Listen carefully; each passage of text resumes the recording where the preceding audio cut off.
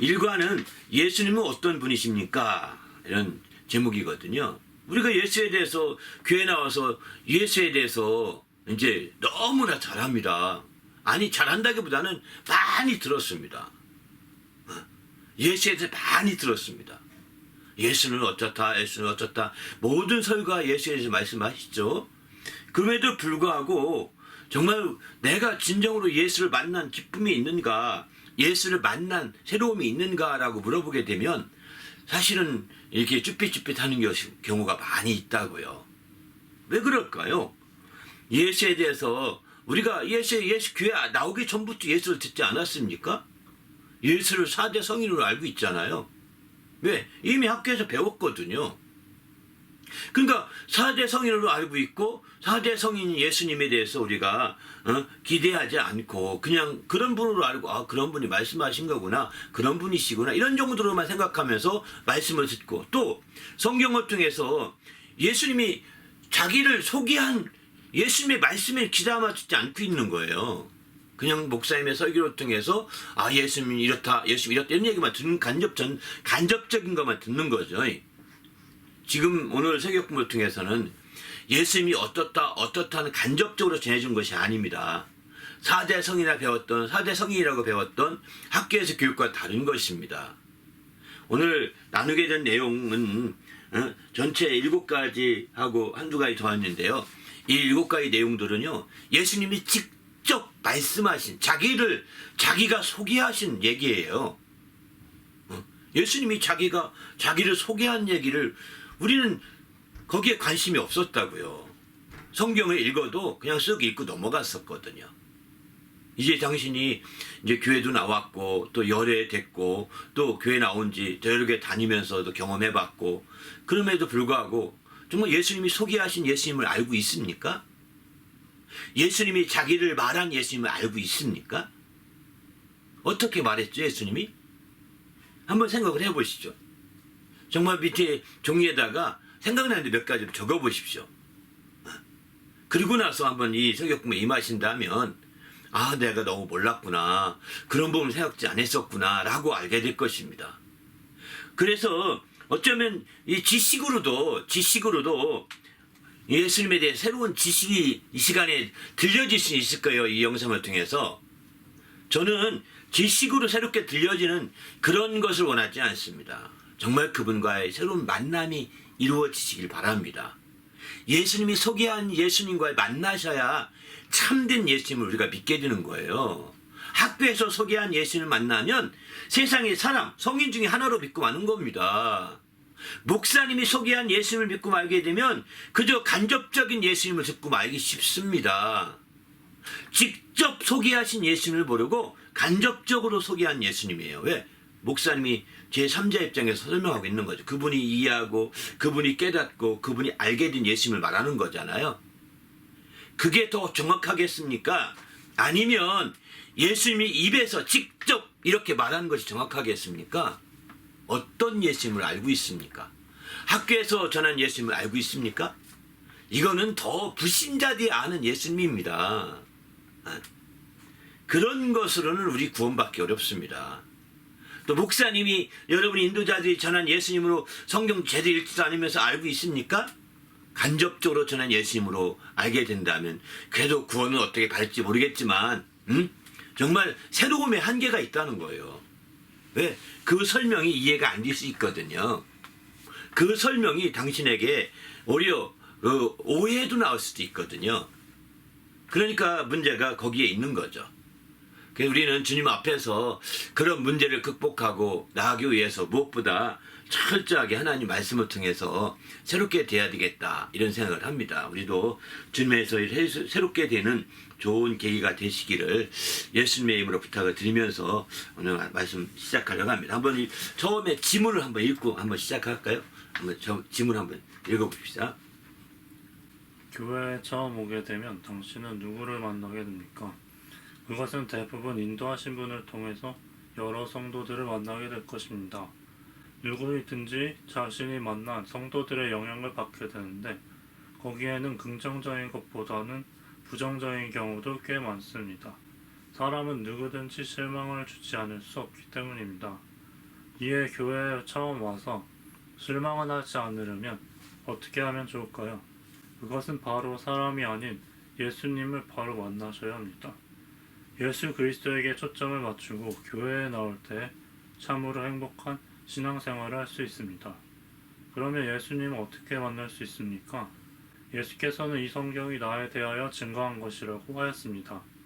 우리는 성경을 통해서 예수 그리스도를 얼마든지 만날 수 있습니다.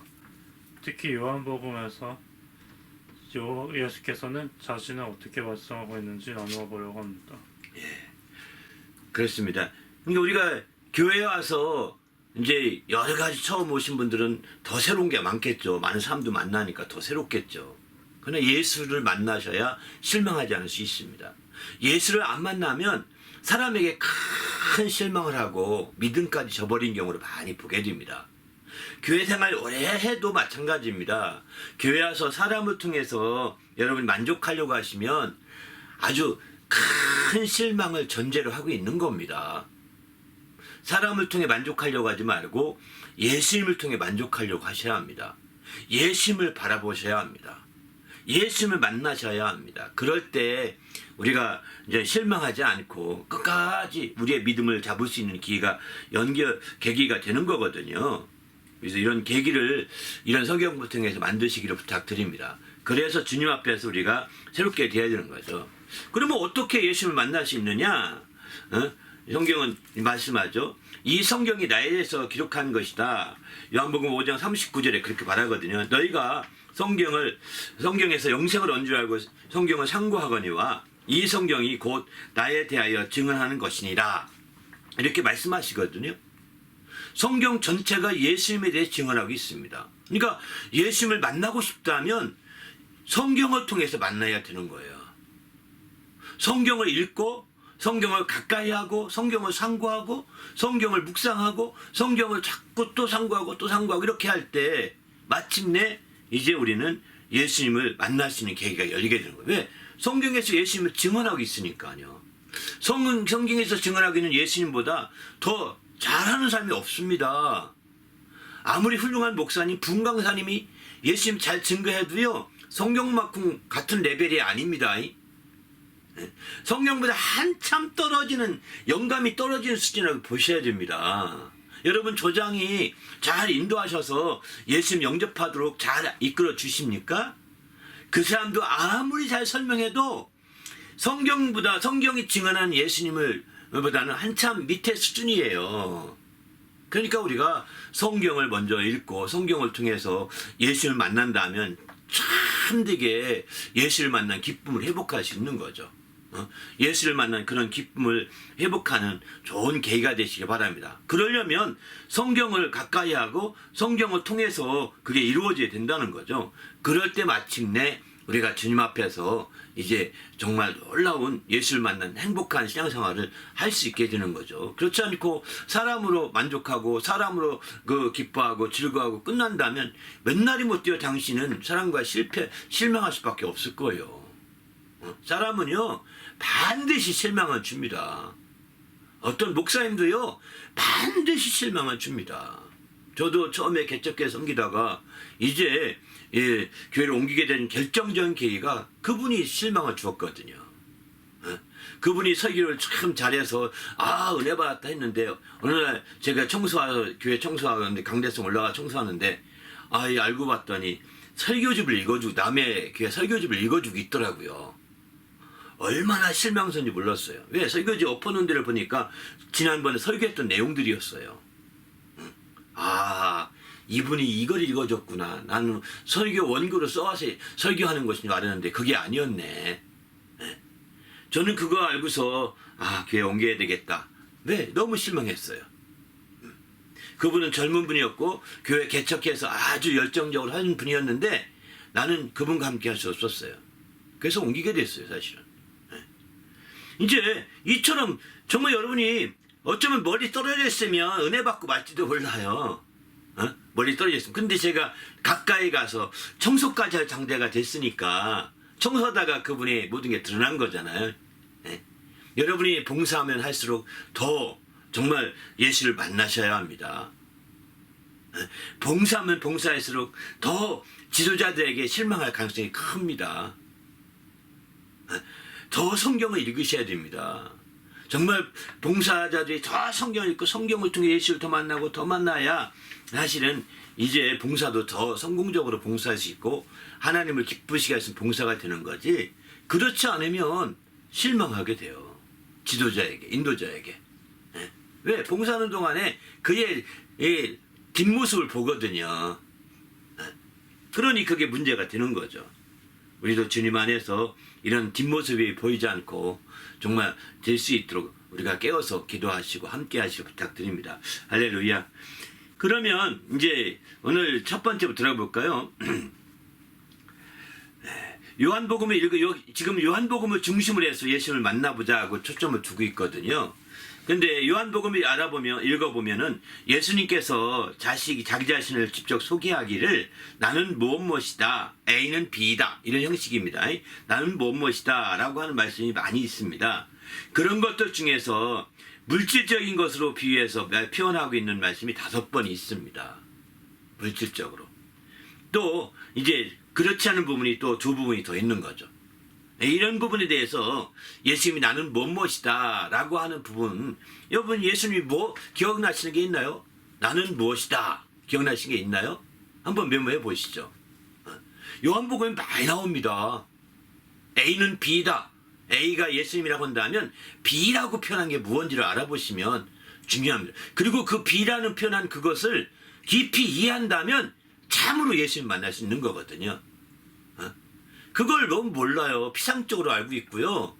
그냥 내가 이것까지 알 필요가 있는 거 아니에요. 예수님이 왜 그럼 그렇게 소개했겠어요? 그 부분을 통해서 예수님을 만나셔야 되는 거예요. 그래서 예수님을 알게 되면 아, 이런 예수님이셨구나. 아, 이런 분이셨구나. 라고 이렇게 깨닫게 되는 거죠. 그래서 우리도 예수님을 통해서 알게 되는 거죠. 첫 번째부터 봐볼까요? 그런 의미에서 1번, 예수님은 맨 처음으로 언급한 표현은 나는 생명의 떡이다 라고 말씀하십니다. 먼저 기록한 것 가운데 이런 표현이 있었나요? 아마 거의 없었을 거예요. 기억이 안 나실 거예요. 예수를 처음 만나는 이들에게 왜 우리 주님은 나는 생명의 떡이라 하고 이렇게 표현했을까? 궁금하지 않으세요? 한번 요한복음 이 말씀, 세 말씀 한번 읽어보십시다. 한번 읽을까요? 예. 나는 생명의 떡이니 내게 오는 자는 결코 줄이지 아니할 것이요 나를 믿는 자는 영원히 목마르지 않으리라. 내가 곧 생명의 떡이니라. 예. 나는 하늘에서 내려온 살아있는 떡이니 사람이 이 떡을 먹고 영생하리라. 세상의 생명을 위한 내 살이니라. 예, 그죠? 이렇게 이제 분명히 생명의 떡이라고 말씀하시잖아요. 생명의 떡, 살아있는 떡. 살아있는 떡이 생명의 떡이라는 뜻입니다. 예? 그 이 생명의 떡을 먹으면 영생하리라 했는데 예수님이 생명의 떡이라는 개념 모르면 우리는 물론 영생을 기대하지 않고 예수 교회 왔을 거예요. 영생을 막 소망해서 온 사람이 별로 없을 테니까 처음에는. 예? 그러나 생명의 떡임을 모르면 영생에 대해서 한계가 있는 거죠. 생명의 떡임을 깊이 알아야 영원히 목마르지 아니하고 영생할 수 있는 길이 이제 정말 더 열리기 시작하는 겁니다. 그러나 생명의 떡이라는 것을 우리가 여기서 놓쳐버리게 되면, 그렇게 말씀하신 것 왜 그랬을까 생각도 안 하고 넘어가게 되면 다 영생도 관심 없어지는 겁니다. 물론 처음 오신 분 자체가 영생하면 아니 무슨 21세기 영생이에요 이렇게 말할지 모르겠지만 성경에서는요 영원한 생명을 영생이라고 합니다. 이 생명이, 우리의 생명이 영원하다는 것을 얘기하고 있는 거죠. 영원하다는 겁니다. 여러분 오해하지 마십시오. 여러분 그 물리학적으로 질량 보존의 법칙을 아시죠? 에너지 보존의 법칙을 아시죠? 사실은요 영생이라고 우리가 오해하지 말고 비유적이 질량 보존의 법칙이나 에너지 보존의 법칙은 비유예요. 바로 우리의 생명이 사라지는 것이 아닙니다. 여러분 목숨만 끊어지면 생명이 끝나는 것 같이 생각하잖아요. 우리의 생명이 소멸되고 없어지는 것이 아닙니다.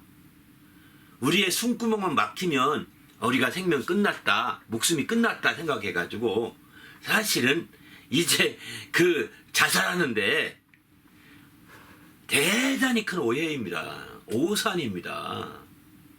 에너지 보존 법칙 물리도 모르세요? 질량 보존의 물리도 모르세요? 모든 게 다 사라지지 않습니다. 보존이 된다는 거예요. 우리의 목숨은 숨구멍은 끊어질지 모르지만 우리의 생명은 없어지지 않습니다. 생명은 우리가 자살해도 생명이 없어지지 않습니다. 그러면 어떻게 되냐? 영생이라는 것은 우리의 생명은 하나님으로부터 공받은 생명이거든요. 근데 그 생명이 영생하려면 하나님과 함께 그 생명이 하나님의 생명 가운데 함께 거해야 되거든요. 그게 영생이거든요. 그런데 우리의 생명이신 하나님과 함께 거하지 못하고 사망 가운데 처해서 영원히 있게 되면 어떻게 될까요? 이건 영생이 아니고 영벌이라고 표현합니다. 영벌. 영생을 사람들은 그저 정말 사람들은 인간만 생각하고서 우리가 죽지 않고 장수하다가 천년만년 살 것만 생각하지만 육체는 죽습니다. 육체는 늙어가잖아요. 저 머리 이렇게 하얗게 생각 보이시죠? 전 60 중반밖에 안 된 나이인데도 이렇게 하얗게 샜잖아요. 육신은요 낡아져 가는 겁니다. 호흡은 끊어지게 되어 있습니다. 시간이 되면. 그러나 우리의 속사람의 생명은 끊어지지 않습니다. 사라지지 않습니다. 소멸되지 않습니다. 반드시 에너지가 보존되듯이 우리의 생명, 육체의 목숨이 끊어져도 우리 속사람의 생명은 존재하는 거예요. 항구적으로 존재하는 거예요. 그래서 영이라고 표현합니다. 영이라고. 영은 항구적으로 존재하는 거예요. 영이라고 하거든요. 영은 소멸되지 않습니다. 우리가 천사를 마귀를 멸한다고 할 때도 마귀가 없어지고 소멸되지 않습니다. 사탄을 멸한다고 할 때도 사탄을 소멸되지 않습니다. 사탄이 항구적으로 영이기 때문에 소멸될 수 없어요. 우리가 영적 존재이기 때문에 소멸되지 않습니다. 여기 목숨만 끊어지면 끝난다고 착각하면요 아주 큰 오해예요.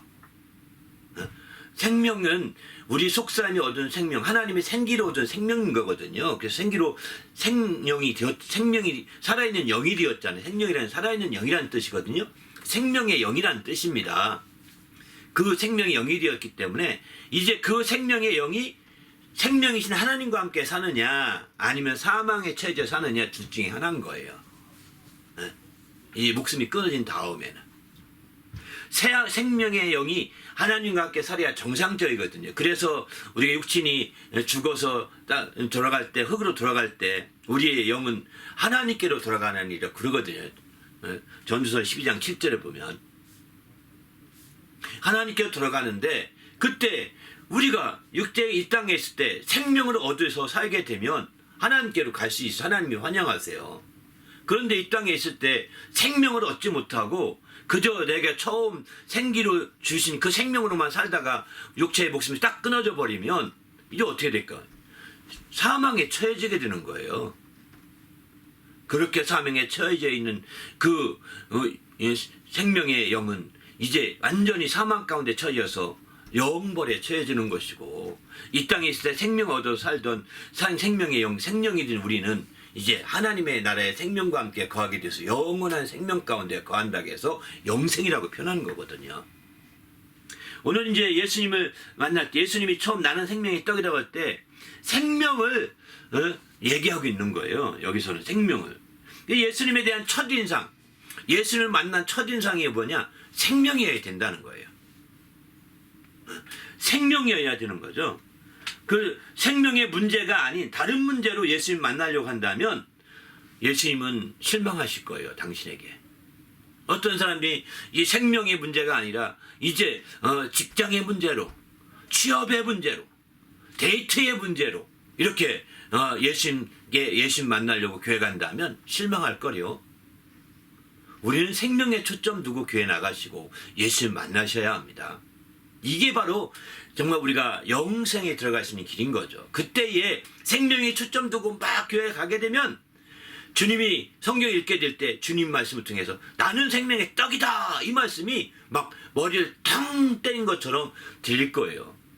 그런데 생명의 말씀이라고 생명의 떡이라는 말씀이 내게 하나도 안 들리는 이유는 뭐냐? 생명에 관심이 없어요. 생명에 대해서 도무지 내 초점이 맞춰 있지 않아요. 그러니까 흐릿하게 보이는 거예요. 생명의 문제가 또렷하게 안 보이는 거죠. 마치 눈이 안 보이는 사람 같이 똑같은 거죠.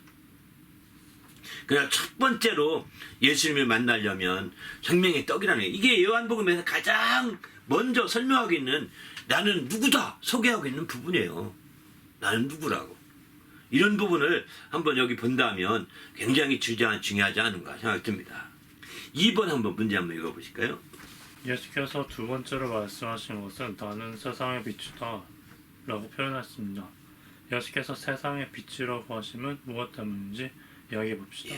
요한복음 8장 12절 보게 되면 예수께서 또 말씀하여 이르시되 나는 세상의 빛이니 나를 따르는 자는 어둠에 다니지 아니하고 생명의 빛을 얻으리라 이렇게 말씀하죠. 또 12장 46절에 보면은 나는 빛으로 세상에 왔나니 물은 나를 믿는 자는 어둠에 거하지 않게 하려 함이로다 이렇게 말합니다. 그 예수님이 생명이라는 거예요. 세상의 빛인데 이것도 8장 12절 보면 생명의 빛을 얻으리라 이렇게 말하잖아요. 나는 세상의 빛이다 이렇게 말씀하셨는데 그 생명의 세상에 오신 빛을 따라가게 되면 궁극적으로 얻는 것 생명의 빛이라는 거예요. 여기도 생명 얘기예요. 교회 안에서 생명이라는 주제는 굉장히 큰 주제입니다. 여러분에게 숨이 왔다 갔다 하고 숨 마음대로 잘 쉬니까 생명이라는 문제가 돼서 그렇게 크게 부각되지 않을지 모르겠지만 교회 안에서는요 생명이라는 문제가 굉장히 큰 문제예요. 또 생명이라는 문제가 반대되는 것이 뭔지 아십니까? 사망이죠. 생명과 사망이잖아요. 사망에 대해서 굉장히 많이 얘기해요. 죽음에 대해서 교회에서. 죽음에 대해서 사망에 대해서 강조하고 말하는 이유는 뭐냐? 생명을 부각시키기 위한 것입니다. 생명을 부각시키기 위해서. 그런데 그런 생명의 빛을 얻게 하는 방법도 뭐냐? 방법으로 예수님이 세상에 빛으로 오셨다는 겁니다. 우리가 생명을 얻지 못하는 이유, 생명의 빛을 얻지 못하는 이유가 어둠 속에 다니기 때문에 못하여서 어둠 속에 안 다니게 예수님이 세상의 빛으로 오셨다는 거예요. 그러니까 여기서 생각해 볼 것은 예수님이 세상의 빛으로 오셨다고 할 때 예수님이 오해하지 마 태양으로 오셨다는 뜻은 아닙니다. 태양으로 오셨다는 것이 아닙니다. 물론 말라기서에 보게 되면 예수님이 오시는 것을 의로운 태양이 떠오른다라고 이렇게 비유도 하십니다. 그래서 성탄절을 기념할 때 예수님이 오신 날을 기념할 때 동짓날 전후에서 기념하는 것도 거기에 있습니다. 바로 이방신들이 태양을 지키던 숭배하면서 태양절을 지켰는데 그게 동지 전후거든요. 그날을 그래서 예수님은 의로운 태양이라고 해서 같이 연결되어 있기 때문에 그래서 실제 예수님이 태어난 날은 그날이 아닙니다. 그리스도 정교회 같은 데도 그날로 1월 중순쯤이 정도로 얘기하고 있고요. 실제로는 예수님이 태어난 날은 아마 3월달 이후라고 얘기합니다. 봄 지나서라고 얘기합니다. 그렇게도 얘기하고 또 정확한 날짜는 모르겠지만 이제 정말 다양한 학설이 많습니다. 근데 제가 왜 이렇게 말씀드리냐면 예수님이 태양으로 오해하지 말라고요. 비유적으로 이로운 태양이라고 말씀했지만 말라기는 그래서 우리가 그런 말씀 때문에 태양절을 정말 중심으로 해서 성탄절을 우리가 기념할 수는 있긴 하겠지만 그러나 중요한 것은 예수님이 세상의 빛으로 오셨다는 사실입니다. 세상의 빛으로. 이 얘기를 반대로 이해하면 어떤 의미가 되냐면 세상은 태양이 있어서 환한 곳이잖아요. 밤에도 달이 있어서 환하지 않습니까? 두 광명 때문에. 그런데요, 세상은 어둠이 가득한 곳이라는 것입니다. 세상은 어둠이 가득한 곳이라는 것을 우리가 여기서 알 필요가 있습니다. 그래서 어둠이 가득한 곳이기 때문에 예수님이 와도 분별을 못해요. 생명의 빛으로 와도 분별을 못해요. 생명의 떡으로 와도 분별하지 못해요. 생명의 떡이라고 막 얘기해도 생명이 떡인지 아닌지 분별할 수 없는, 왜? 어둠이 가득하기 때문입니다. 비록 태양이 있었어도 어두운 거예요. 태양이 있는 쪽만 하나뿐이 나머지는 다 어두운 거고요. 그만큼 우리는 정말 태양이 비쳐서 환한 것이 마치 세상의 빛으로 오해하는데, 예수님이 세상의 빛이라는 것은 태양빛과 같은 빛이 아닙니다. 예수님은 우리를 살리는 생명의 빛으로 오신 것입니다. 그 생명의 빛을 얻으리라고 이렇게 말씀하겠는 거죠. 그래서 나를 믿는 자는, 나를 따르는 자는 어둠에 다니지 아니한다고 말씀하고, 나를 믿는 자는 어둠에 거하지 않게 하려 함이라고 말씀하겠는 거죠. 세상의 빛이신 예수님을 믿는 자는 어둠에 거하지 않을 수 있게 되는 거예요. 바로 빛이 들어오게 되면 어둠이 뒤로 물러가게 되지 않습니까? 빛 가운데 나오게 되면 어둠이 그 빈자리, 빛이 지나가게 되면 어둠이 그 빈자리를 채워지잖아요. 이렇게 되는 건 똑같은 거예요. 어둠이 가득한 세상에 예수께서 빛으로 오셨어요. 그래서 그 빛을 따르는 자는 어둠이 다니지 않고 생명의 빛을 얻게 되는 것이죠. 우리도 이렇게 생명의 빛을 얻으시길 바랍니다. 할렐루야. 그래서 우리 자신이 적극적으로 이 생명의 빛에 대한, 특별히 세상의 빛으로 오신 예수님을 깊이 이해할 필요가 있어요. 세상은 어둠에 속한 것입니다. 어둠에 속한 거예요. 그래서 예수를 떠나게 되면 소경처럼 되는 겁니다. 눈이 보이지 않는 자 같이 되는 거예요. 바로 예수 안에 거할 때 이 빛에 거하게 되고 생명의 빛을 얻어서 생명의 빛 가운데 살다가 드디어는 우리가 목숨이 끊어지는 날에 우리에게 생명을 주신 하나님께로 가게 되는 것이고, 우리의 생명을 주신 하나님께 가게 되면 그분이 환영해서 우리 그분과 함께 그분의 생명 가운데서 영원히 거하게 되는 거예요. 이게 영생하는 삶이죠. 그러나 우리가 이 땅에 있을 때 세상의 빛이신 예수님을 잘 모르게 되면 생명의 빛을 얻지 못하게 되고, 그 빛을 얻지 못하면 이제 그 우리가 지음받을 때 얻은 생명으로 살다가 이제 거기서 육신의 목숨이 끊어지면 그 생명으로 1차적으로 하나님께 갑니다. 왜? 하나님이 생기 지음받아서 1차적으로 올라가요. 하나님 앞으로. 그러나 하나님이 그를 박대하십니다. 받아주지 않습니다. 문전박대를 합니다. 아주 그날은 아마 두려워서도 그 앞에 못 나갈 것입니다. 그러면 그는 저 한쪽으로 사망에 처해지게 되는 거죠. 영적인 쓰레기장으로 모아지는 거예요. 영적인 쓰레기장 이름이 뭔지 아십니까? 게헨나라고 하는데, 원래 이 게헨나라는 것은 에사임의 이제 외곽에 있던 쓰레기장, 불꽃이 꺼지지 않는 쓰레기장을 나타내는 명칭이라고 합니다. 근데 지옥을 성경에서는 게헨나로 표현하고 있거든요. 꺼지지 않는 불이 타고 있기 때문이죠. 당신은 어디에서 당신의 영혼이 생명을 얻던 그 영이, 생명이 어디에 가기를 원하십니까? 바로 이제 사망과 함께 거하기 원하십니까? 아니면 생명이신 하나님과 함께 거하기 원하십니까? 선택하셔야 됩니다. 세 번째 한번 또 읽어볼까요? 예수께서 말씀하시기를 나는 양의 문이요 선한 목자다 라고 표현하셨습니다. 예수께서 양의 문이라고 하면 무슨 의미가 있는지 이야기해 봅시다. 네. 요한복음 10장에 보면 예수님이 양의 문이라는 표현이 많이 나오죠. 10장에. 예수께서 다시 이르시되 내가 진실로 너에게 말하노니 나는 양의 문이라.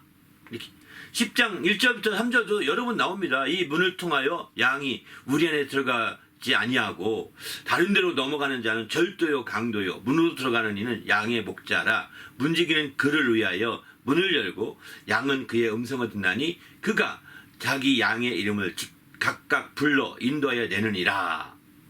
9절도 내가 문이니, 양의 문이라는 겁니다. 누구든지 나로 말미암아 들어가면 구원을 받고 또한 들어가며 나오며 꼴을 얻으리라. 이렇게 말씀하죠. 그렇습니다. 양의 문이다. 문, 이게 어떤 물질적으로 양이다 표현할 거 문이라고 표현. 나는 문이다. 나는 문이라는 거예요. 양이 들어가는 문이라는 겁니다. 문이라는 것은 그 문을 통해서 바깥과 안이 구별되는 겁니다. 문을 통해서. 문을 통해 들어가면 안쪽이 되겠죠? 안쪽이 되게 되면 그게 다 문을 통해서 연결된 이게 다 울이에요. 울타리예요. 울타리. 예. 우리가 보통 우리라고 표현하는 말, 나의 복수형 우리라고 표현하는 말이 울타리라는 뜻입니다. 문을 중심으로 해서 안쪽에 있는 게 다 우리예요. 울타리 안쪽에 있는 게 다 우리고요. 우리 밖에 있는 게 남입니다. 남. 우리 밖에 있는 게 남이에요. 타인이에요. 그러니까 우리가 그래서 반드시 우리 그 문을 통해 들어가야 되는 거예요. 그게 우리가 되는 거예요. 문 통에 안 들어가면 여전히 아무리 문이 가까워도 소용이 없습니다. 밖이에요. 남이에요. 남. 타인이에요. 타인이에요. 그래서 우리는 예수님이 양의 문이라고 하는 문을 통해서 우리의 개념이 확실히 정해지는 거예요. 내가 문을 통과했는가 안 통과했는가 한번 생각을 해보십시오. 내가 문을 얼마나 정말 이 문을 통해서 내가 구별된 존재라는 것입니다. 나는 이 문에 상관없어. 난 뭐 여자부터 들어갔으니까 이렇게 생각하는 문제가 아니에요. 내가 과연 이제 문을 들어가면 나오면 꼴을 온다겠는데 주님의 꼴을 얻고 살고 있는 거 봐야 돼요. 문을 난 들어갔어. 혼자 자부심 갖지 마시고 들어가면서 내가 주님의 꼴로 살고 있는 걸 보셔야 되는 거예요. 중요한 거는 문을 들어가면서 꼴을 얻고 또 이제 그 문을 나오면서 꼴을 얻는다고 그랬거든요. 물론 여기서 나온다는 표현은 뭐냐, 이제 우리가 그리스도 우리 안으로 들어가고 또 타인애가 전도할 때 나가는 것이죠. 문 밖에 나가서 전도하는 거 아니겠습니까? 우리 안에서 무슨 전도하겠습니까? 우리 안에서는 전도하는 게 아니고 교제하고 나누고 시어하는 거죠. 거기서 함께 모든 거 나누는 거거든요. 그러나 우리 밖으로 나가서는 전도하는 거죠. 그때 나갈 때 꼴을 얻는 거예요. 우리가 교회에 올 때는 우리로 교회에 모이게 됩니다. 모이는 에클레시아라는 것은 모이는 교회예요. 우리가 되는 것입니다. 교회에 오게 되면. 교회 밖에 있을 때는 이제 교회와 주일날 우리가 그래서 교회에 모이죠. 오늘날에 사실은 온라인 시스템이 발달돼서 교회에 모이기를 피하고 있는데 이거는요 심각한 비성경적인 문제이기도 합니다. 주님의 날이 가까우면 가까울수록 모이기를 힘쓰라고 했거든요. 우리가 되기를 힘쓰라는 겁니다. 문 안에 들어와서 우리로 함께 쉬어해야 된다는 겁니다. 그런데 오늘날은 뭐 온라인으로 예배 드릴 수 있으니까 편해서 좋아요. 눈 와서 못 가겠어요. 오늘날 어디 여행 가서 못 가겠어요. 그러면서 이제 온라인으로 예배 드릴게요. 좋아요. 당신 편리한 건 다 좋지만 그렇게 한 만큼 하나님이 책망하실 것이요. 판단하실 것. 책망이 아니라 어쩌면 당신 온라인 예배 드려도 하나님의 칭찬받을 수도 있습니다. 안 하는 사람보다 나을 수 있고요. 또 이렇게 오프라인 상에 예배 드리는 것보다 더 열심히 준비해서 우리는 온라인 예배 드리지만 오늘 하루 종일 다른 거 하지 말고 우리가 예배 준비하자. 예배 준비해서 온라인으로 예배하고 또 찬양도 하고 또 온라인으로 1시간밖에 안 했죠. 우리 뒤에 또 찬양도 계속하고 또 말씀 또 들어보자. 막 서너 번 막 들어보면서 막 그 말씀 막 또 계속 이렇게 한다면 아마 당신은 어쩌면 더 하나님이 칭찬할지도 모르겠습니다. 그런데 오늘날 온라인 예배 드리는 사람들이 그렇게까지 할까요? 안 하죠. 편해서 하는데 누가 그렇게 합니까? 온라인 예배 드리면서 여러분 양말이나 신고 온라인 예배 드립니까? 제대로? 교회 가듯이 옷이나 바꿔 입고 예배 드립니까? 제대로? 파장합바람에 예배 드리는 게 팬티바람에 온라인 예배 켜놓고 드렸다 하는 거 아닙니까? 심각한 문제예요. 아무도 모릅니다. 저도 잘 몰라요. 그냥 상상할 뿐인 거예요. 하나님은 아세요. 그런데 당신이 10층 지하 밑에 거기 비밀 벙커에 가서 예배드려도 당신이 팬티 입고 예배드리는지 양말 신고 예배드리는지 다 준비해서 예배하는지 아니지 다 아시는 거예요. 그러니까 우리는 그래서 성경에서는 우리로 오라는 거예요. 우리로. 우리 울타리 안으로, 문 안으로 들어오라는 것입니다. 내가 문이다. 양의 문이다. 들어오라. 이렇게 얘기하고 있는 거예요. 마지막 때가 되면 될수록 더 정말 성도로 돌아보아 모이기를 힘쓰라고 히브리서 10장에 이렇게 말씀하시잖아요. 뭐 마지막 때는 더 그런데 지금 말세 지마이라고 하지 않습니까? 그런데 마지막 때에 대해서 온라인 예배가 펼쳐지면서 더 그걸 애용하지 않습니까? 아니 악용하지 않습니까? 당신이 애용하지 않고 악용한다면 심각한 주님의 판단이 뒤따를 것입니다. 우리는 그래서 주님 앞에서 정말 그런 판단받지 않도록 정신 바짝 차리고 옷도 정상으로 갖춰 입고 이렇게 준비해야 되겠다. 예배라고 한다면 더 정말 특별히 더 그렇게 해야 되겠다 생각이 듭니다. 정말 주님 앞에서 그렇게 함으로 말미암아 정말 우리가 돼야 돼요. 그러나 이제 우리 밖에 나갈 때 전도하러 나가는 거죠. 사회생활하러 나가는 거죠. 왜? 우리는 세상에 육체를 갖고 있기 때문에 일용할 양식을 얻어야 되는 거거든요. 그거 얻으러 나가는 거거든요. 그렇게 해서 우리에 들어올 때 꼴도 없고 나갈 때도 꼴도 없다는 겁니다. 이렇게 우리는 정말 우리가 예수님이 문이라는 것을 깊이 안다면 이걸 깊이 안다면 꼴을 얻으셔야 되는 거예요. 꼴을 얻지 못하면 당신 문을 허투루 들어갔다 나왔다 한 거예요. 구경 삼은 거죠. 아무 소용이 없는 거죠. 문에 들어갔다 나왔다 하면서 반드시 꼴을 얻고 함께 할 수 있기를 바랍니다. 그럴 때에 우리 예수님이 문으로만 끝나지 아니하시고 선한 목자로 베풀어 주시는 놀라운 축복을 함께 누릴 수 있을 것입니다. 그 꼴을 얻으면. 그래서 우리도 주님 앞에서 정말 귀한 이런 축복을 함께 누리는 성도가 되시기를 예수님의 이름으로 부탁합니다. 할렐루야. 네 번째도 한번 볼까요? 네 번째 문제. 예수께서 말씀하시기를 나는 길이요 진리요 생명 부활이다 라고 표현하셨습니다. 예수께서 특히 길이라고 하시면 무엇을 나타내는지 이야기해 봅시다. 길이라 그러죠. 여기서 이제 그 비물질적인 쪽 측면에서 인격적인 것보다는 비인격적인 측면에서 말해서 뭐 진리나 생명 이 부분은 이제 추상적인 면이 있죠. 우리말 단어상의 추상점이 있어. 그 말씀은 다음 기회에 또 얘기하시면 하고요. 나는 길이다. 길은 알다시피 분명한 길이죠. 고속도로 같이 큰 길이죠. 또 KTX 같이 빠르게 갈 수 있는 길도 철도길도 있는 거죠. 이렇게 길이에요. 또 아니면 구절양 해서 막 산을 오락내락하는 길도 있죠. 구절양장이라고 하나요? 그렇게 해서 막 이렇게 구불구불한 길도 있습니다. 그러나 예수님이 길이라고 하는 것은 여기서는 중요한 부분입니다. 이 길을 깊이 이해할 필요가 있는 것이죠. 그래서 이 길로 나로맘지 않고서는 아버지께로 올 자가 없다고 요한복음 14장 6절 이렇게 말씀하지 않습니까? 나로맘지 않고는 아버지께 올 자가 없다는 것입니다. 또 마태복음 7장 보면 또 재미있는 표현도 있습니다. 좁은 문으로 들어가라. 멸망으로 인도하는 문은 크고 그 길이 넓어 그리로 들어가는 자가 많고 생명으로 인도하는 문은 좁고 그 길이 협착하여 찾는 이가 적다. 여기 이제 앞에 문에 대한 부분은 앞에 보시면 될 것 같고 길에 대해서만 본다면 바로 멸망으로 가는 길은 넓다는 겁니다. 반면에 생명으로 인도하는 문은 협착하다는 거예요. 그러니 그 길은 찾기가 쉽지 않은 거죠. 예수님이 길이라고 할 때 그 길은 생명이신 길이거든요. 진리이신 길이거든요.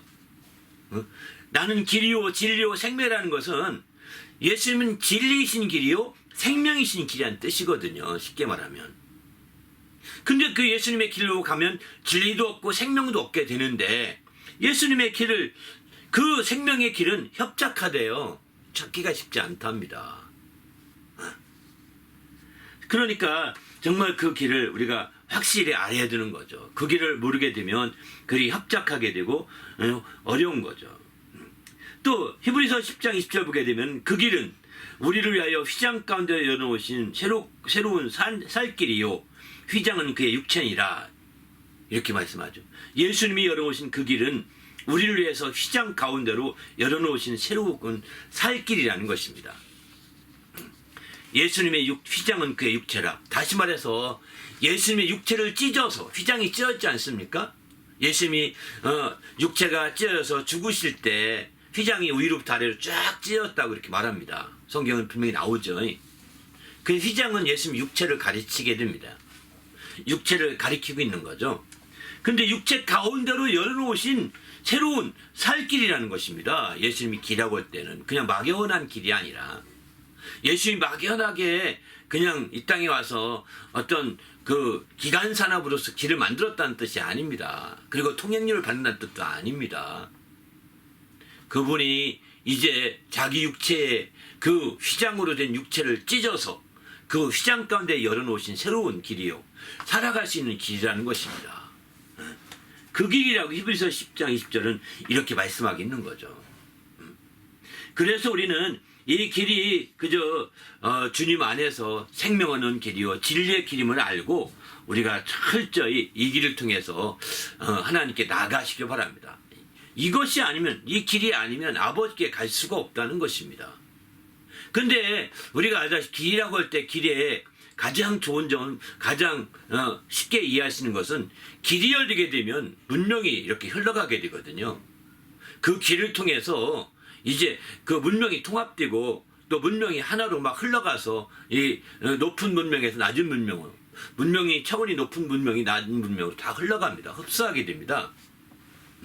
그러나 이제 길이 없게 되면 각각 문명이 달라서 각각 다른 나라가 되는 거예요. 한국에도 보게 되면 옛날에는 마한 지역에 70개국이 있다고 그러거든요. 왜 이렇게 될까요? 산이 많아서 그런 겁니다. 소국으로 70여 개국이 있다는 거예요. 한국 역사에 보게 되면. 진한 지역에 12개국, 또 변한 지역에 12개국, 마한 지역엔 70여 개국이 있다는 거예요. 그렇게 많은 나라들이 어떻게 한반도 안에 있을 수 있을까? 그때는 길이 없었기 때문에 그 골짜기로 다 한 문명이 왜 수십 년 살면 새로운 문명이거든요. 그게 한 나라예요. 그런데 길이 뚫리게 되면서 그 산을 넘어서 길이 생기게 되죠. 그래서 쳐들어가면 또 뭉쳐지게 되는 거죠. 그게 한 나라가 되는 거죠. 그래서 이제 결국은 그 세 나라가 이제 좀 나중에 신라 백제 또 신라 가야로 통일되게 되는 거죠. 이렇게 통합되는 거죠. 이렇게 되듯이 마치 길이라는 것은요 이렇게 통합되게 돼 있는 거예요. 통합되게 돼 있는 거예요. 그러니까 우리는 그래서 예수님의 길을 만나게 해서 그 길을 가게 되면 나라는 문명, 나라고 하는 고유의 문명을 가지고 살았지 않습니까? 이게 육신의 문명이겠죠. 그런데 하나님 나라와 연결된 길이 연결되게 되면 어떻게 될까요? 고급 문명이 내게 이렇게 나를 흡수해 버리는 거예요. 그래서 우리가 생명을 누리게 되는 거죠. 왜? 나의 이 땅에서 세워진 내 속에 세워진 문명은 이게 사망의 문명이에요. 죽음 앞에 꽉 막힌 문명이에요. 죽음을 극복하지 못한 문명이에요. 세상 문명이 다 죽음 앞에 무릎 꿇는 문명이에요.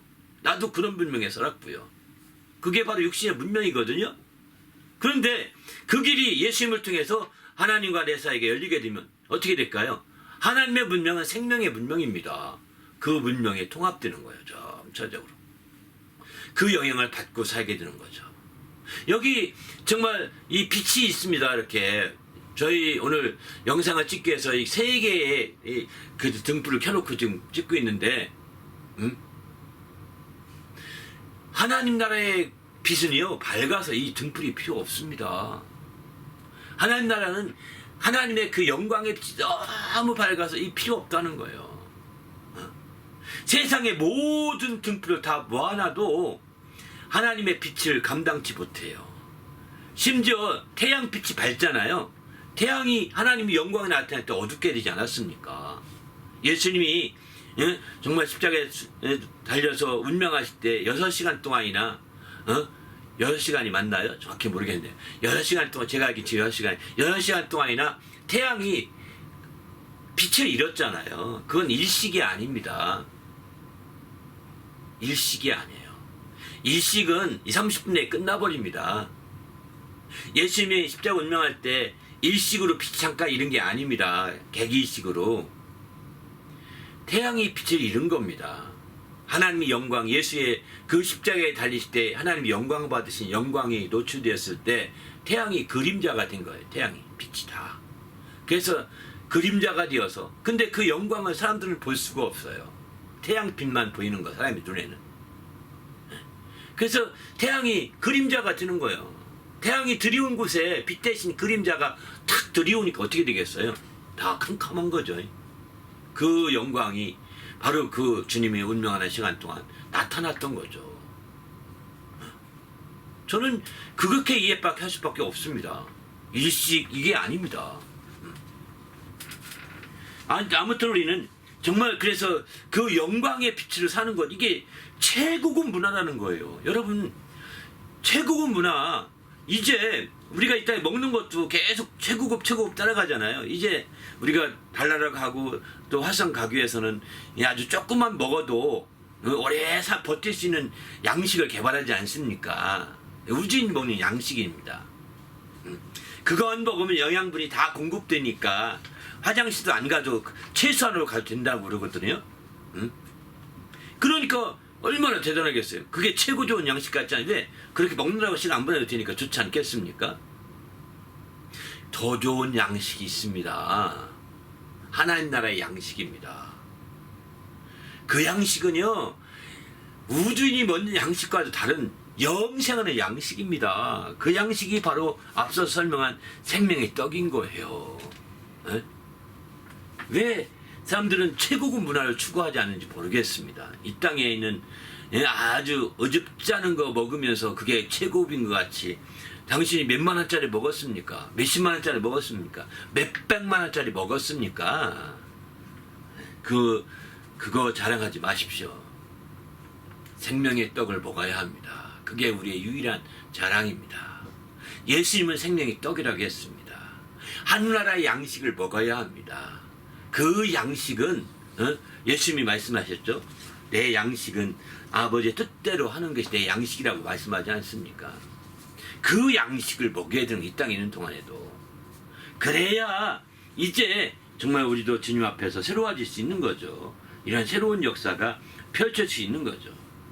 우리도 주님 앞에서 이렇게 정말 생명의 길로 또 진리의 길로 나가셔서 하나님 나라의 문명이 우리 가운데 정말 내려와서 우리를 흡수해가고 흡수통합이 되어야 된다고요. 내 것 가운데 하나도 이 세상 것 가운데 하나도 하나님 나라에 영향 끼치기가 없습니다. 그저 비유로 설명할 뿐이죠. 우리가 이 땅에 있는 거 문명에 있는 것들 가지고 비유로 하나님 나라 조금 쉽게 설명하는 것 뿐이지 이용하는 것 뿐이지 그 나라에 영향 끼치기 없다니까요. 이미 그 나라는 그런 제도가 돼 있는 거예요. 저는 성령에 대해서 설명하면서 요즘에 무선 인터넷 가지고 성령의 설명 많이 하거든요. 왜 그전에는 무선 인터넷에 접속하는 것 한 서버에 접속하면서 수백 명이 동시에 서버도 가능하지 않습니까? 서버 용량이 수만 명도 접속이 가능하지 않습니까? 동시 접속이 똑같은 걸 다 볼 수 있습니다. 그런데 그런 상황이 그걸 보면서 수백 명이 어떻게 동시에 성령을 받지 한 성령인데 이런 고민을 많이 했었거든요. 근데 인터넷 서버와 그 접속하는 과정을 보면서 그게 그럴 수 있겠다 했는데 나중에 알고 봤더니 하나님은 더 완벽한 거예요. 세상에 서버의 용량이 커도요 다운되는 경우가 많이 있습니다. 용량이 한계가 있기 때문입니다. 하나님 나라의 그 용량은요 무한대예요.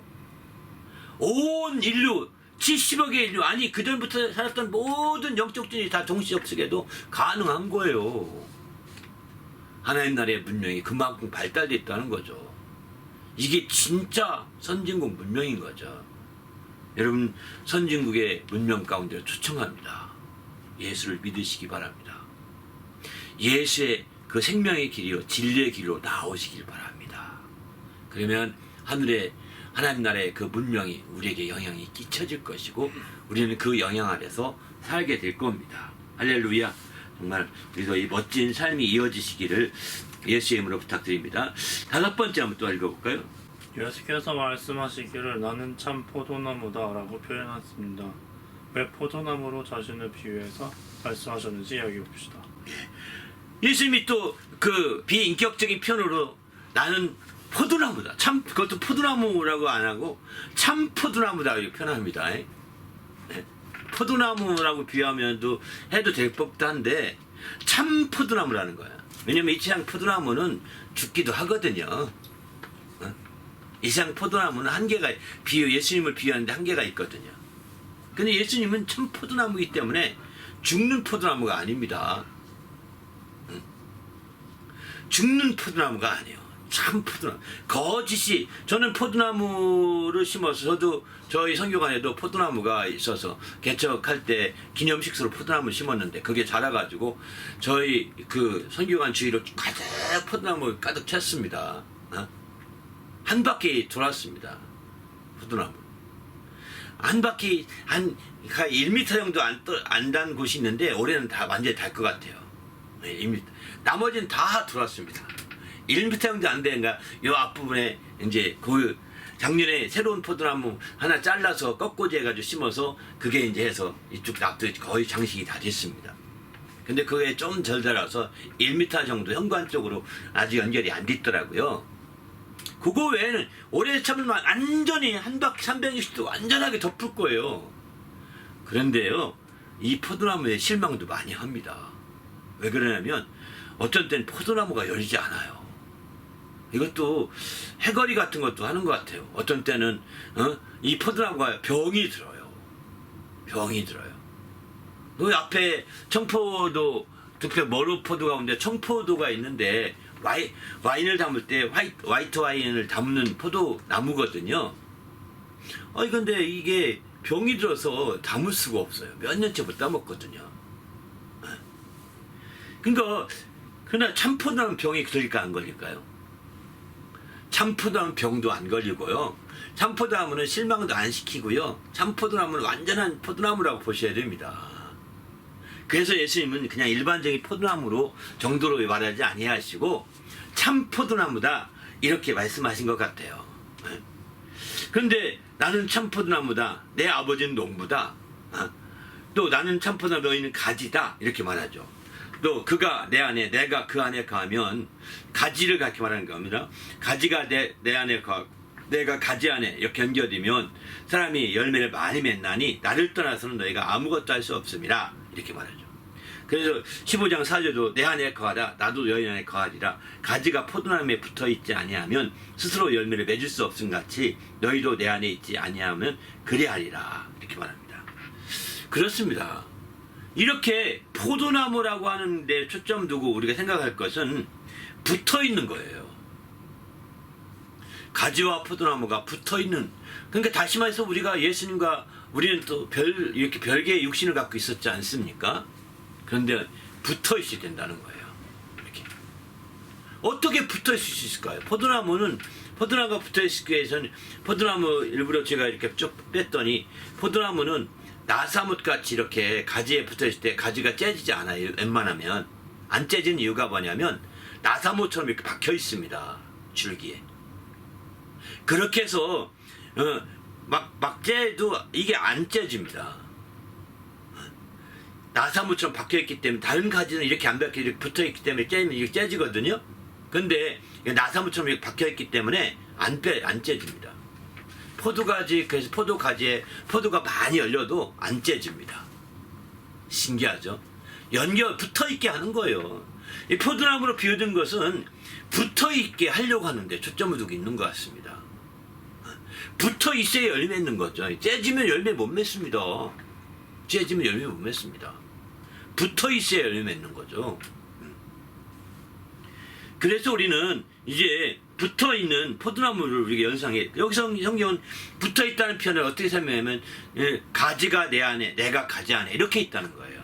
그렇게 내가 가지 안에, 가지가 내 안에 서로가 이렇게 나사 모양으로 붙어 있으면 어떻게 될까요? 나사 모양인데 포도나무는 정확히 나사 모양인데 이제 그 원뿔형의 나사 모양으로 이렇게 꽂혀 있는 거거든요. 줄기에 이렇게. 그러니까 잘 안 빠지는 거죠. 나사가 원뿔형으로 꽂혀 박히게 되지 않습니까? 일반 나사가 다른 겁니다. 나사 모처럼 이렇게 박혀 있는 거예요. 나사 모처럼. 나사 못은 원뿔형이 이렇게 길게 박혀 있는 게 나사 못이지 않습니까? 나사라고 한다면 알다시피 그냥 그 너트로 조이는 나사라만 생각하지 마시고 나사못과 같은 원뿔형의 나사못과 같은 것이 박혀 있는 거예요.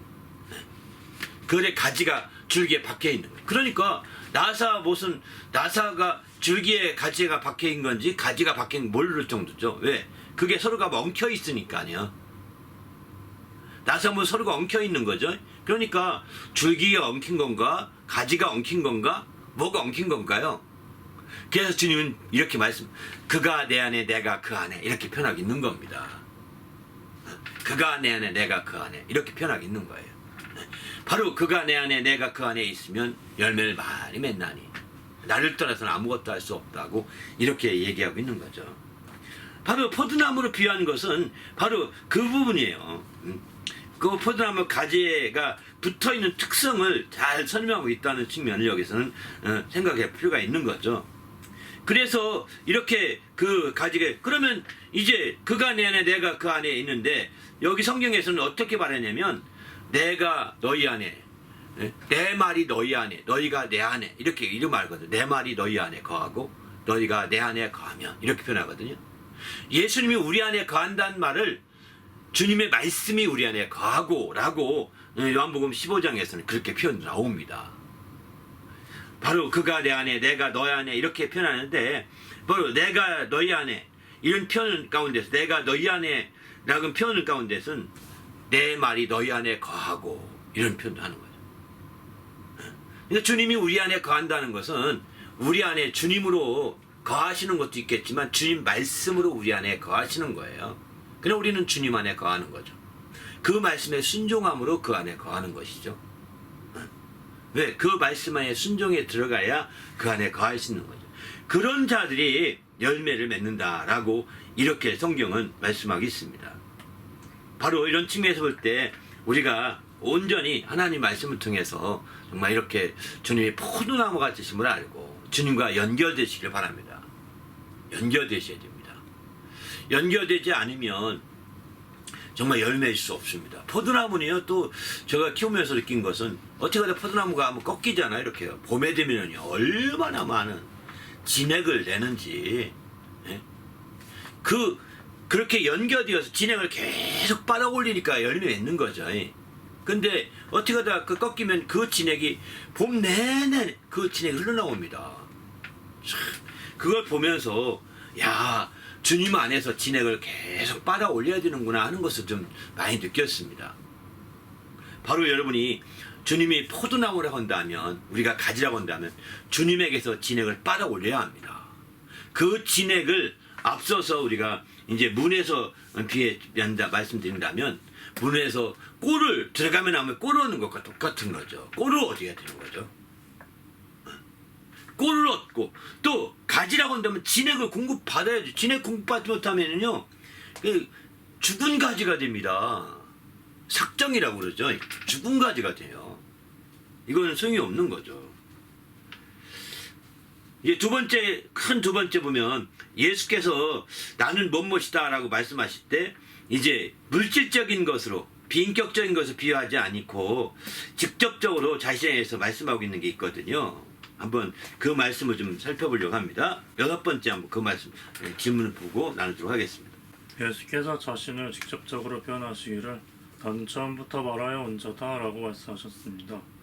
여기서 예수께서 자신을 나타낸 말씀은 무슨 의미가 있는지 이야기해 봅시다. 그죠? 나는 처음부터 말하여 온 자이다 이렇게 나는 처음부터 말했다 이렇게 말씀하고 있는 거죠.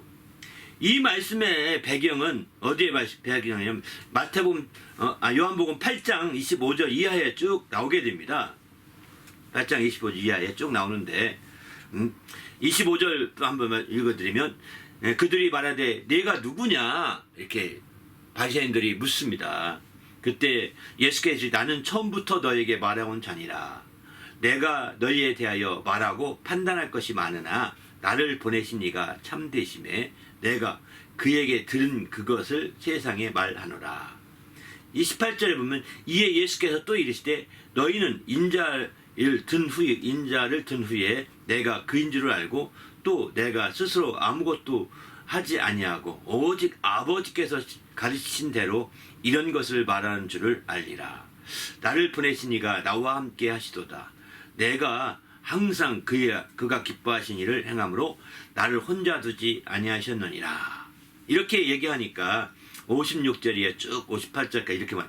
너희 조상 아브라함은 나이 때 볼 때를 즐거워하다가 보고 기뻐하였느니라. 유대인들이 이르되 내가 아직 50세도 못 되었는데 아브라함을 보았느냐? 예수께서 이르시되 진실로 너희에게 이르노니 아브라함이 나기 전부터 내가 있느니라 하시니라. 이렇게 말씀하시죠. 예수님이 처음부터 너희가 너희에게 말하여 한다. 이 처음이라는 것은요, 태초부터라는 뜻입니다. 태초부터 너희가 창세기를 읽으면서 태초의 말씀을 너희가 기억하지 않느냐? 태초부터 내가 말해왔다. 이 얘기예요. 이런 믿으십니까? 저는 믿습니다. 태초부터. 그래서 태초에 창세기 1장에 우리 사람을 창조할 때 이렇게 하시잖아요. 우리의 형상을 따라 사람을 지으신다고 그러지 않습니까?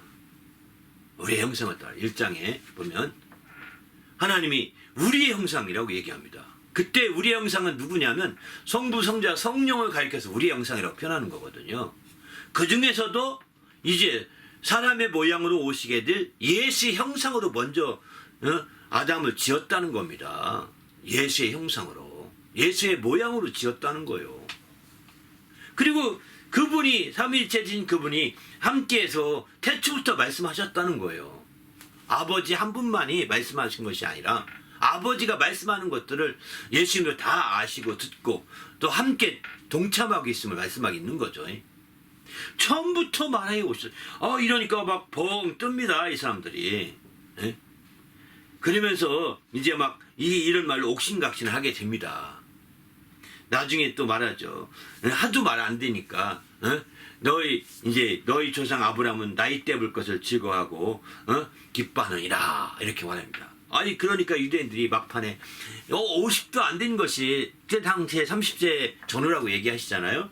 50도 안 된 것 젊은 것들이 걷는 것이 어찌 아브라함을 보았다고 하느냐. 예수님 전에 아브라함은 최소한으로 2000년 전뿐이거든요. 2500년 전뿐이요. 2500년. 2000년? 2000년 전 되겠네요. 최소한으로. 2000년 전에 예수님이 분인데 그분을 보았느냐? 아니라는 거예요. 그게 아니라는 거예요. 그래서 사실 이렇게 얘기하고 있는 거죠. 그들은 믿을 수가 없는 거죠. 그러니까 예수께서 이르시되 진실로 너에게 이르노니 아브라함이 나기 전부터 내가 있느니라. 여기 내가 있다라는 표현은 여기 현재형으로 쓰고 있거든요. 내가 있다. I am 이렇게 쓰거든요. 근데 이 표현은 I am이라는 표현은요. 사실은 그 모세에게 말합니다. 모세가 하나님께 불꽃 가운데 있을 때 여쭤봅니다. 내가 당신을 누가 날 보냈다고 하면 좋겠습니까? 했더니 스스로 있는 자가 보냈다 하라 이렇게 말하죠. 그때 스스로 있는 자라는 표현이 뭐냐면 I am that I am 혹은 I am who I am 이런 말을 씁니다. 뒤에 I am은 뒤에 I am은 대문자로 I, 대문자로 A, 대문자로 M 이렇게 해서 대문자로 I am을 씁니다. 이 얘기를 직역하면 나라는 분이 말하기를 이렇게 나라는 사람이 가라고 했다. 누가 나라고 할 수 있을까요? 그래서 그 비동사로 표현된 이 명칭이기 때문에 스스로 해석하기를 스스로 있다. 비동사는 존재동사잖아요. 스스로 있다라고 표현하고 있는 거죠. 스스로 있는 자가 보냈다라 이렇게 말하고 있는 겁니다. I am이 보냈다 말하기는 너무 어려운 거죠. 그래서 스스로 있는 자, 그걸 한자로 쓰면 자존자라고 표현하죠. 자존자가 보냈다 하라. 거기서 시작된 I am에서 히브리어 비동사에 해당되는 히브리어가 동사가 있는데 그 동사로 시작된 그 하나님 명칭이 여호와예요. 여호와. 그래서 여호와라는 명칭이 그때부터 불려지기 시작한 겁니다. 그 전까지는 여호와라는 명칭이 불려지지 않았죠. 이제 모세가 자기가 여호와라는 분명히 만났고 그 여호와 추적해서 올라가 보니까 아 이분도 여호와네. 이분도 그래 여호와라고 해당되는 최소한도 아브라함 때부터는 다 여호와거든요. 아브라함 때까지 다 여호와라 씁니다. 거의 대부분. 그냥 아브라함 좀 올라가서 노아홍수 때도 여호와라고 씁니다. 그리고 노아홍수 이전에 들어가면은 어떻게 쓰냐면 여호와 하나님 이러거든요. 그러다가 이제 창세기 1장에서는 하나님이라고 씁니다. 하나님이라는 것은 엘로힘이라는 뜻인데 이것은 다 바로 이제 하늘님 이런 같이 일반적인 면에서 그 절대자를 나타내는 뜻이 그런 이름이죠. 근데 여기서는 어쨌든 그 처음부터 말씀하여 온 자라고 자기를 분명히 말씀한다. 이 말씀을 귀담아 들어야 합니다. 태초부터 아버지와 함께 역사하셨던 분이라는 것을 여기서는 분명히 말씀하고 있는 거죠. 어느 한 시점만 아니라 그분이 분명히 함께 또 아브라함이 나기 전부터 있는 분, 지금도 계신 분이에요. 그때도 계셨고 지금도 있고 앞으로도 있을 분입니다. 그런 정말 현재형으로 표현되고 있는 그런 분이시거든요. 그런 분이시기 때문에 우리는 주님 앞에서 하나님 말씀을 통해서 이렇게 중심을 잡고 나갈 필요가 있는 거죠. 우리도 주님 안에서 이렇게 좀 멋진 주의 뜻을 이루는 성도가 되시길 바랍니다. 할렐루야. 더 나가서 그래서 우리가 이 태초에 계신 이를 우리가 알게 되면 우리가 주님 앞에서 더 놀라운 하나님의 역사를 이룰 수가 있는 거죠. 그래서 우리는 성경에 이런 말씀을 합니다. 우리의 믿음을 얘기할 때도 히브리서 11장 6절에 보면 이런 말씀, 믿음이 없이는 하나님이 기쁘시게 못하나니. 예수님이 믿음의 주라고 12장 2절에 말하잖아요. 그런데 그 믿음을 어떤 믿음이냐? 바로 그분이 계신 것을 믿고 찾는 자의 상주신이심을 믿어야 된다. 이렇게 두 가지 믿음을 얘기하거든요. 히브리서 11장 6절에는. 그러니까 그가 계신 것을 믿는다는 것은 태초부터 계신 걸 믿는 겁니다. 알파이신 그분을 믿는 겁니다. 또 그를 찾는 자의 상 주신다는 것은 그 끝에 상문 날듯이 끝에 모든 게 종합해서 상을 주는 거 아니겠습니까? 이렇듯이 끝에 오메가이신 예수님을 믿는 거예요. 바로 우리의 믿음은 예수님이 알파요 오메가심을 믿는 믿음이에요. 그래서 요한계시도 나는 알파요 오메가요 또 시작이요 끝이요 이렇게 말씀하시잖아요. 그런 예수님임을 믿는 거. 여기 태초부터 말하여 왔다는 것은 그분이 알파였던 분임을 특별히 강조하고 있는 거죠. 그리고 아브라함은 나기 전부터 내가 있느니라 이렇게 말씀하는 알파였던 것을 강조하고 있는 거죠. 그분이 마침내 오메가가 되신 분이십니다. 그것까지 믿으셔야 됩니다.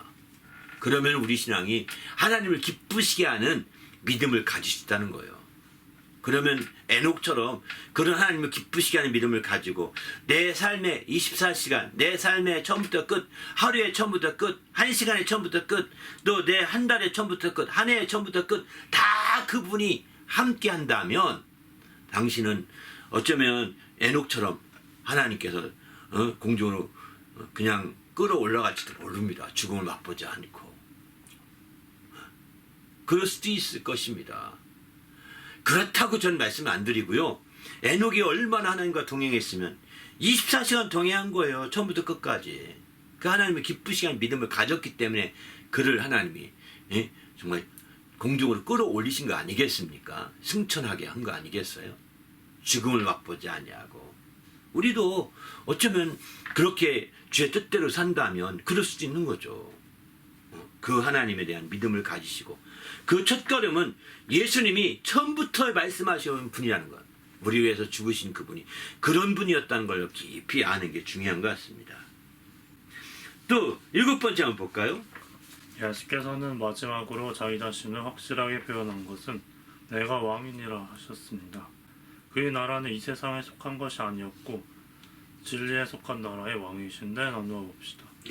요한복음 18장 36절에 보면 이렇게 빌라도와 대화 가운데 하신 말씀입니다. 잡혀가서 이제 그 유대인들에게 잡혀가서 빌라도에게 넘겨지게 되죠.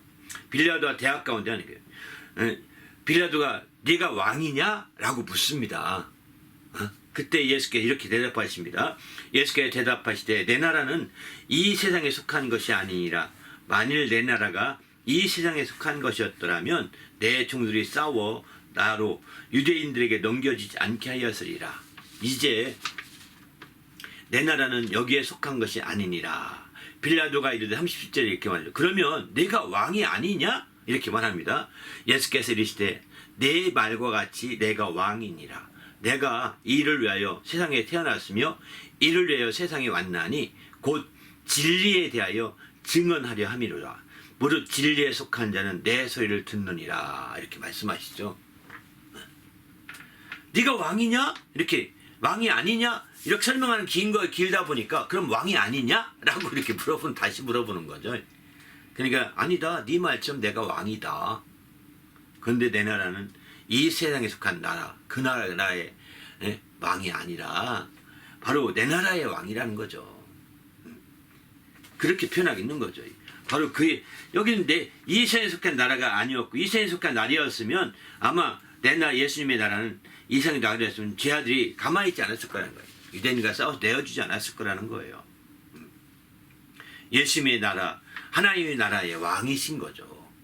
이거 믿으셔야 합니다. 사실 이 말씀을 많이 강조 안 합니다. 저도 이 말씀, 성경 많이 읽었지만 나중에서 이 말씀을 깨닫게 되었어요. 이 엄청난 말씀이네. 예수님이 왕이십니까? 오늘날 민주화 시대에 당신이 아주 주권을 가졌다고 의시되는데 당신의 주권을 예수님께 양보할 수 있겠습니까? 당신이 열심히 벌어서 재물을 모았다고 의시되는데 당신의 그 재물을 예수님께 그 권한을 예수님이 왕께 드릴 수 있겠습니까? 당신이 열심히 공부해서 이제 학위도 받고 또 명예도 얻었는데 그 모든 것을 왕이신 그분께 드릴 수 있겠습니까? 예수님은 왕이세요. 그 왕을 우리는 여기서 기억하셔야 합니다.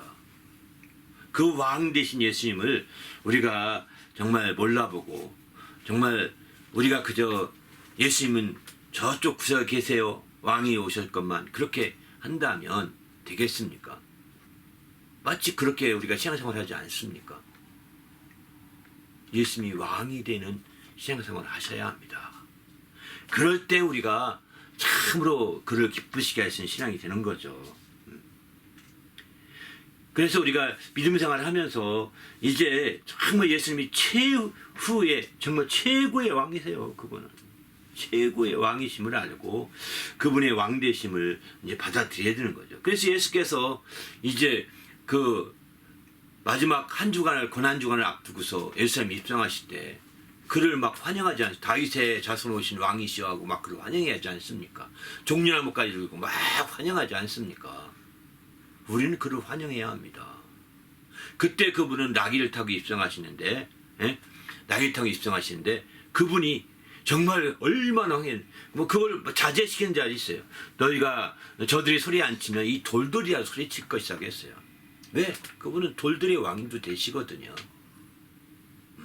이스라엘 백성들의 왕이 아니라 정말 그분의 나라에 모든 만물이 다 그분의 나라에 존재에 속한 것들이거든요. 그러니까 그분의 나라에 속한 것들이 그들이 환영하는 거예요. 그렇게 환영하는 거죠. 우리도 정말 그 왕을 환영하셔야 됩니다. 그 왕을. 저는 참 신기한 경험을 한번 한 적이 있습니다. 제가 믿음 생활을 한 이틀인가 3회에서 두 번째 해 지났을 때인데 어느 날 성경을 읽고 있었어요. 마태복음에 성경을 읽는데 마태복음 그날은 성경을 읽으면서 성경에 빠져들어갔어요. 제 자신이 막. 빠져들어가 2-3시간 이상 본 것 같아요. 그냥 나도 모르는 사이가 쭉 마태복음은 그냥 안 끝나지지가 않더라고요. 끝나지 않고 쭉 읽어가는데 마침내 마태복음에서 20장쯤 가서 예수님이 입성하는 장면이 나오지 않습니까? 그런 장면이 있는데 딱 그 장면이요.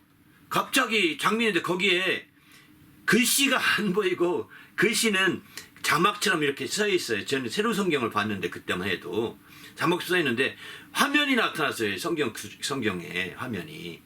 그리고 TV가 켜진 것처럼 화면이 나타나요. 나귀 탄 예수님이 그냥 입상하셔서 이쪽 끝에서 이렇게 성경이라고 한다면 이쪽 끝에서 이렇게 오시는 거예요. 이렇게.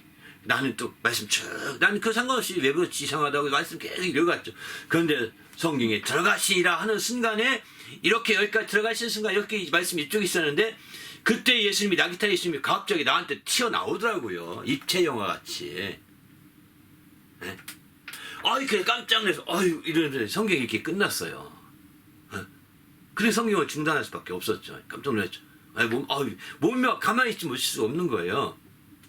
그래가지고 정말 신기하다. 성경이 이렇게 보는데 이게 다시 봤더니 성경이 또 성경이더라고요 보니까.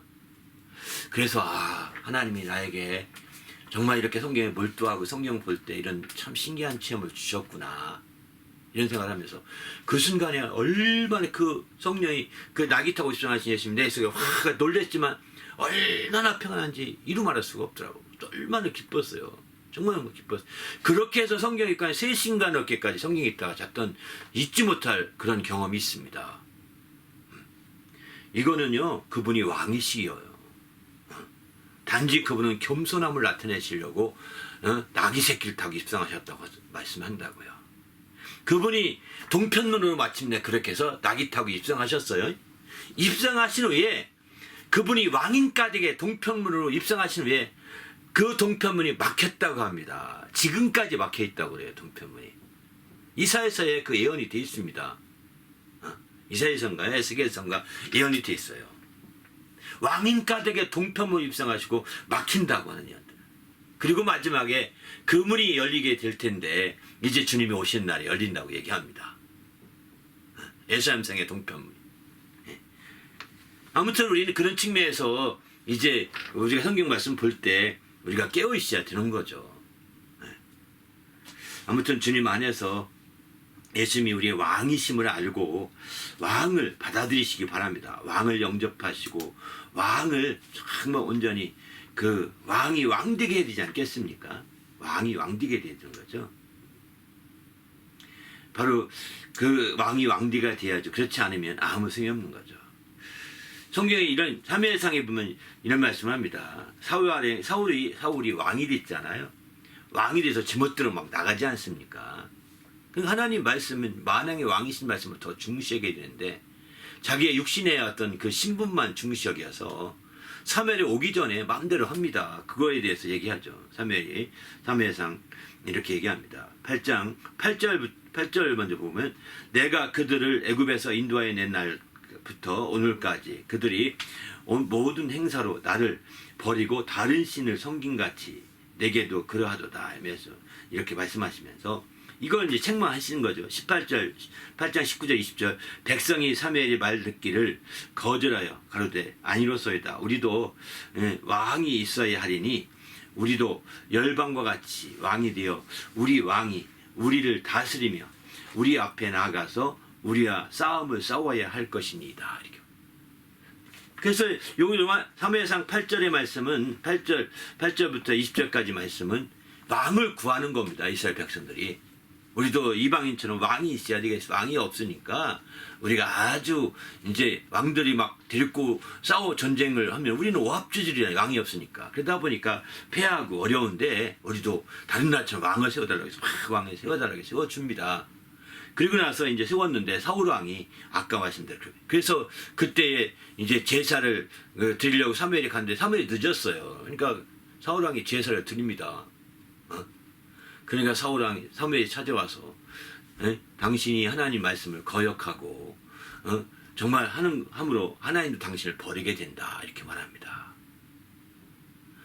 왕이라 해도 하나님 말씀을 만왕의 왕이신 그분의 말씀을 들어야 합니다. 하나님 말씀을 거역하게 되면 다 소용이 없는 거죠. 그 말씀을 들을 때 참으로 이제 확실하게 되는 거죠.